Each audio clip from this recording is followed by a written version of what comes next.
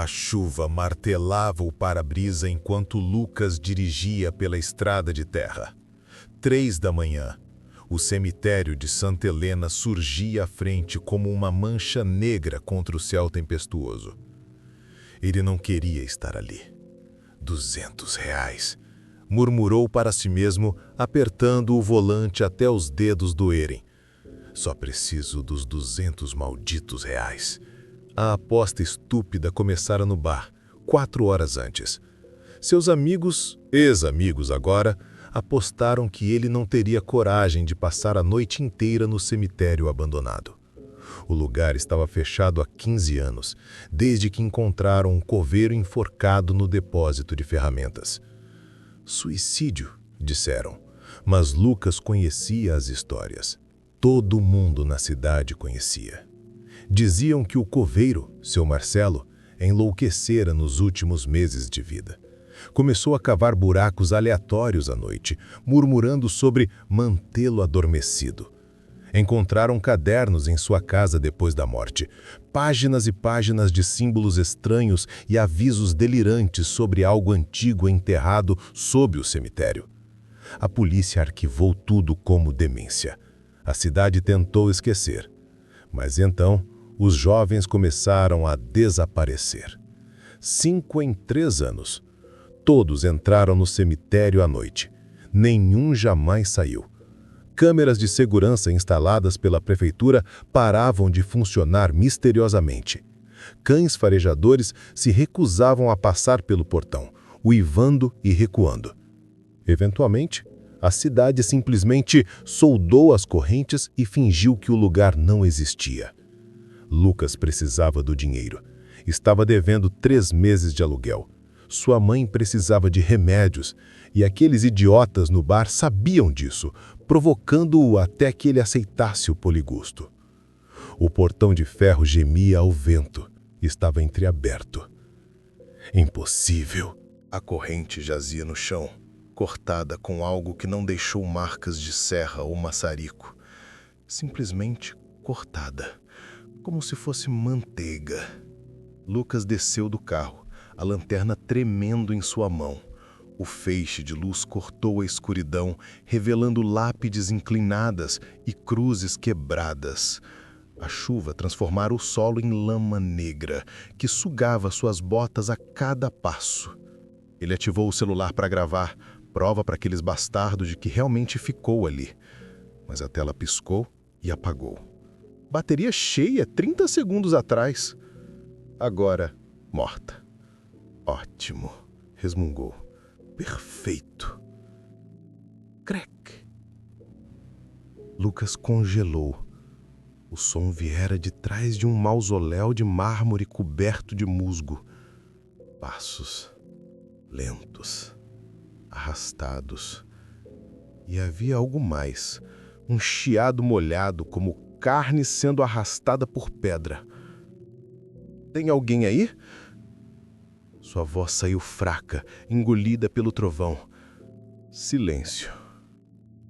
Então mais alto, tentando soar corajoso. Isso não tem graça. Se são vocês do bar, eu juro que... Um riso. Baixo. Gutural. Definitivamente não humano. O coração de Lucas disparou. Ele avançou entre as sepulturas, a lanterna vasculhando as sombras. Nomes desgastados pelo tempo. Datas de século XIX. Maria Conceição Santos, 1847 a 1889. Joaquim Alves Ferreira, 1823 a 1891. Famílias inteiras enterradas lado a lado, suas histórias reduzidas a pedra e líquen. No centro do cemitério, uma cripta maior se erguia como um dente podre. Era diferente das outras, construída com pedra negra que parecia absorver a luz da lanterna. Símbolos estavam gravados em sua superfície, os mesmos símbolos dos cadernos do coveiro. A porta de bronze estava aberta. Não deveria estar. A prefeitura havia reforçado aquela porta com barras de aço depois do terceiro desaparecimento. Lucas aproximou-se lentamente. O fedor o atingiu como uma parede física, decomposição misturada com algo acre, químico, como amônia e enxofre. Bile subiu em sua garganta. Ele cobriu o nariz com a manga do casaco, forçando-se a olhar para dentro. A cripta estava vazia. Não exatamente vazia. No chão de pedra, desenhado com algo escuro e viscoso que ainda estava úmido, havia um símbolo. Círculos concêntricos com runas que pareciam pulsar sob a luz da lanterna, ou talvez fosse apenas seu cérebro tentando dar sentido àquelas formas impossíveis. Lucas sentiu uma vertigem súbita, como se o chão estivesse girando sob seus pés. Náusea o dominou. E então viu as marcas nas paredes. Arranhões profundos nas paredes internas da cripta. Centenas deles. Alguns tinham mais de 1 metro de comprimento, cavados na pedra sólida. E havia sangue, manchas escuras e antigas, mas também algumas frescas, como se algo tivesse tentado sair desesperadamente, ou impedir que algo entrasse. No canto, meio escondido pela escuridão, Lucas viu uma mochila, azul desbotada. Ele a reconheceu imediatamente. Marina Souza, a garota que desaparecera 3 anos atrás, usava uma mochila idêntica. Sua foto estivera em todos os postes da cidade burmeses. Você não deveria estar aqui. Lucas girou tão rápido que quase caiu.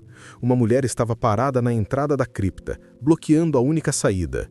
Ou algo que se parecia com uma mulher.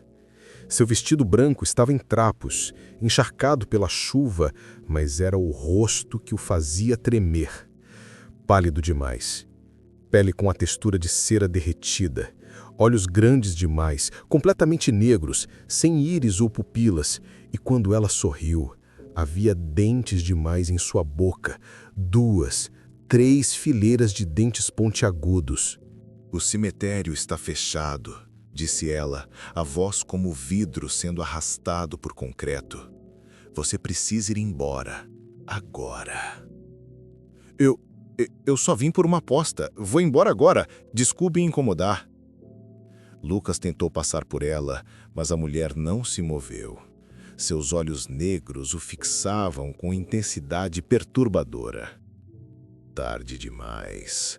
Ela inclinou a cabeça em um ângulo impossível, quase 90 graus. Os ossos do pescoço estalaram. O círculo.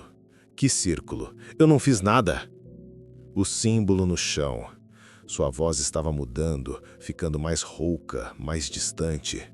Você pisou nele quando entrou. Foi por isso que o coveiro morreu. Ele refazia o selo toda lua nova para manter o ser adormecido, mas, depois que ele se foi, ninguém mais sabia como. E quando alguém profana o círculo à noite, ele acorda e precisa se alimentar. O chão tremeu. Não um tremor suave, mas uma sacudida violenta, como se algo gigantesco estivesse se movendo sob a terra. Poeira e pedras caíram do teto da cripta. O símbolo no chão começou a brilhar com uma luz doentia. Lucas não esperou mais. Ele empurrou a mulher-coisa com toda a sua força e correu. Ela não resistiu, apenas riu. Um som agudo e quebrado que o seguiu enquanto ele disparava entre as sepulturas. A lama tentava segurá-lo, mas o terror lhe dava velocidade. Seu coração batia tão forte que doía. Atrás dele ouvia passos, não 2, mas dezenas, centenas, como se todo o cemitério tivesse ganhado vida. Ele olhou para trás uma vez. Erro fatal. Das sombras entre as lápides, figuras emergiam. Cadáveres em diferentes estágios de decomposição, movendo-se com propósito antinatural. Suas órbitas vazias fixadas nele. Alguns arrastavam-se pelo chão, dedos escavando a lama. Outros corriam em espasmos bruscos, membros quebrados se contorcendo em ângulos grotescos. bocas abertas em gritos silenciosos, pele esticada sobre ossos, vermes caindo de feridas abertas. Lucas reconheceu rostos, cartazes de pessoas desaparecidas que decoravam o mural da delegacia. Todos ali, todos mortos, todos vindo em sua direção. Mas não eram eles que aterrorizavam Lucas. Era escuridão atrás deles. Uma massa negra mais espessa que a noite deslizava entre sepulturas como óleo vivo. Não tinha forma definida, às vezes parecia humanoide, com braços e pernas longos demais. Às vezes era apenas sombra pura, um buraco na realidade. Mas tinha olhos. Centenas de olhos brancos leitosos que piscavam e giravam em sua superfície de piche, cada um focado em Lucas. E estava rindo. O som era insuportável, como 1000 vozes gritando ao mesmo tempo, abafadas como se viessem de debaixo da terra. Risos e choros e sussurros se misturavam em uma cacofonia que fazia seus ouvidos sangrarem. Lucas alcançou o portão. Passou por ele, escorregou na lama, raspou os joelhos nas pedras, levantou-se ignorando a dor. Seu carro estava a 20 metros. 15. 10. As sombras eram mais rápidas. Tentáculos de escuridão sólida envolveram seus tornozelos. Lucas gritou, caindo de bruços. A lama entrou em sua boca. Ele cuspiu, engasgou, tentou gritar, mas não conseguiu. A escuridão subia por suas pernas como óleo gelado, queimando e congelando ao mesmo tempo. Ele conseguiu virar-se, lutando contra os tentáculos. Suas mãos encontraram uma pedra e ele a usou para golpear a escuridão. Foi como bater em concreto. A pedra se estilhaçou. Seus dedos quebraram com estalos molhados e dolorosos. "Por favor!" Ele gritou para a coisa-mulher, que observava impassível alguns metros à frente, sua cabeça ainda naquele ângulo impossível. "Me ajude! Eu tenho família! Minha mãe está doente!" "Não posso," ela disse, mas havia algo estranho em sua voz agora. Tristeza? Pena? "Você não entende. Eu também fui como você. Vim por uma aposta, há 15 anos. O sangue de Lucas congelou em suas veias.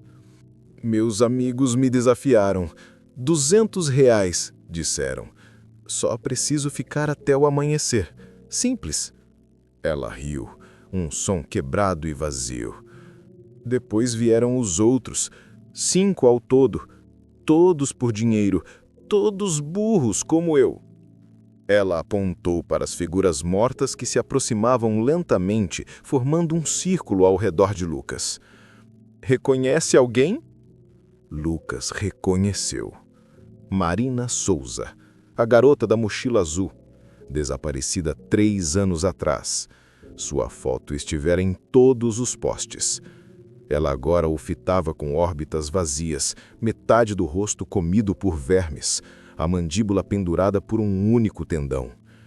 Atrás dela, Rafael Mendes, desaparecido 2 anos atrás. Torso rasgado, costelas expostas, algo se mexendo dentro de sua cavidade torácica. E outros, rostos que Lucas reconhecia vagamente, pessoas que a cidade esquecera. "O ser não mata", continuou a mulher, lágrimas negras escorrendo de seus olhos vazios. "Seria melhor se matasse. Ele transforma, nos mantém aqui, entre a vida e a morte, conscientes, mas incapazes de nos movermos sem sua vontade. Sentimos tudo, a decomposição, os vermes, a fome que nunca acaba. Mas não podemos morrer. Ele não permite." "Não!" Lucas socou a escuridão, mas era como bater em concreto. Seus dedos, já quebrados, se despedaçaram completamente. Ele nem sentiu mais. A dor era grande demais para ser processada. "Nós guardamos este lugar", a mulher sussurrou. "Trazemos mais alimentos para ele. É nosso propósito agora. Nossa eternidade. O ser das trevas elevou-se sobre Lucas, uma parede de escuridão impossível que bloqueava as estrelas. Aqueles centenas de olhos o estudavam com fome antiga, primordial, anterior à humanidade, e então se abriu. Dentro da escuridão havia uma boca. Não dezenas de bocas, centenas. Cada uma revestida de dentes de pedra irregular, pingando um líquido preto e fedorento que chiava ao tocar o chão. Línguas compridas e ásperas se estendiam, provando o ar, provando o medo de Lucas. E no fundo, muito no fundo, Lucas viu algo que destruiu completamente sua sanidade. Corpos. Milhares deles, empilhados em camadas intermináveis, vivos mas imóveis, presos em algum espaço impossível dentro da entidade. Seus olhos arregalados em terror eterno, bocas abertas em gritos silenciosos que nunca terminavam. Todos aqueles que o ser capturara ao longo dos séculos, talvez milênios, mantidos conscientes em sua escuridão interior. Para sempre.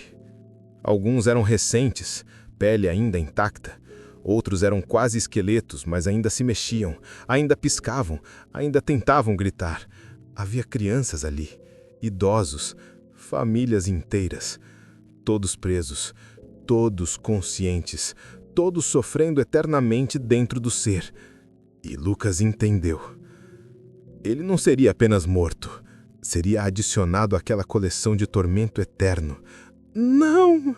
Lucas chorou, a sanidade escapando como areia entre os dedos. Não, não, não, não, não! A escuridão o engoliu. A sensação foi indescritível. Como se cada átomo de seu corpo estivesse sendo separado e remontado ao mesmo tempo. Frio absoluto e calor escaldante. Sufocamento e respiração forçada. Ele estava caindo e sendo esmagado e flutuando, tudo ao mesmo tempo. E então, a dor começou. Lucas gritou, e gritou, e gritou, mas nenhum som saiu. Ele estava dentro do ser agora, sua consciência diluída, mas ainda presente, capaz de sentir cada segundo de sua transformação.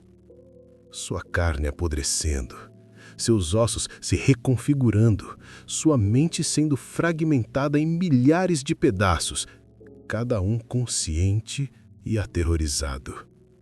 E no centro de tudo, ele sentiu o ser se alimentando, não de sua carne, mas de seu medo, seu desespero, sua agonia, sugando emoções como um vampiro suga sangue. É isso que ele quer, Lucas entendeu em seu último momento de lucidez. Não somos comida, somos entretenimento, uma fonte eterna de sofrimento para saciar algo tão antigo que deveria estar morto há milênios. E então, Lucas não era mais Lucas. Era parte do ser, uma das muitas consciências presas em sua escuridão, condenadas a sofrer até que a própria existência acabasse. Se é que algum dia acabaria. 6 meses depois, 2 estudantes do ensino médio estacionaram em frente ao cemitério de Santa Helena. R$ 500, disse Rafael olhando para a amiga. Se você passar a noite inteira lá dentro. Camila olhou para o portão de ferro. Estava entreaberto. A corrente jazia no chão, cortada da mesma forma impossível. E lá, do outro lado, uma figura os observava. Uma mulher de vestido branco. Mas havia algo errado com ela. Seu rosto era pálido demais, seus olhos grandes demais. E quando ela sorriu, havia dentes demais em sua boca. Mas ao lado dela agora estava um homem, jovem, não mais que 25 anos, com roupas sujas de lama. Seus olhos eram vazios, mas Camila podia jurar que o reconhecia de algum lugar. Lucas, o cara que desaparecera 6 meses atrás. Ela se lembrava vagamente da busca, dos cartazes. Ele também sorriu. Muitos dentes. Aceito, disse Camila, pegando a lanterna, sem realmente ver o que estava ali. Sua mente recusava-se a processar a impossibilidade diante dela. Rafael riu enquanto ela saía do carro. Não percebeu que, no banco de trás, algo se movia nas sombras. Algo com centenas de olhos brancos. Não percebeu quando tentáculos de escuridão deslizaram silenciosamente para dentro do veículo. Não percebeu até que fosse tarde demais. Dentro da cripta negra, o símbolo no chão brilhava mais intensamente. O ser das trevas se alimentava novamente. E no horizonte, a cidade de Santa Helena dormia, alheia ao horror em suas bordas. O coveiro, seu Marcelo, tinha razão. Alguns selos não devem ser quebrados. Algumas coisas devem permanecer enterradas. Mas sempre há quem não acredite. Sempre há quem aceite a aposta. E o ser nunca dorme por muito tempo. Na manhã seguinte, a polícia encontrou 3 carros abandonados em frente ao cemitério de Santa Helena. As portas abertas, as chaves ainda na ignição, sangue nas roupas deixadas para trás. Nenhum sinal dos donos. Foi o 9º caso em 15 anos. Eles soldaram o portão novamente. Colocaram placas de aviso, patrulhas noturnas, instalaram câmeras melhores que pararam de funcionar na primeira noite. A cidade começou a falar em demolir o cemitério, exumar os corpos, construir um shopping no lugar. Mas toda quinta-feira, às 3 da manhã, motoristas que passam pela estrada de terra juram ouvir risos vindos do cemitério. Centenas de vozes rindo ao mesmo tempo. E gritos. Milhares de gritos que nunca acabam. E sempre há um portão entreaberto. Sempre. Na última reunião da Câmara Municipal sobre a demolição, encontraram um dos cadernos de seu Marcelo arquivado nos documentos antigos. Na última página, escrito com caligrafia trêmula: "Não destruam este lugar. Ele está preso aqui. Se destruírem o cemitério, ele será liberado. E então não será só Santa Helena. Será o mundo. Mantenham o solo sagrado. Mantenham os símbolos. Mantenham-no adormecido. Pelo amor de Deus, deixem-no onde está." A demolição foi cancelada. O cemitério permanece. E a cada lua nova, quando a névoa desce sobre Santa Helena, aqueles que ousam olhar para o cemitério à distância podem ver figuras se movendo entre as lápides. 7 agora. 7 guardiões, esperando pelo 8º.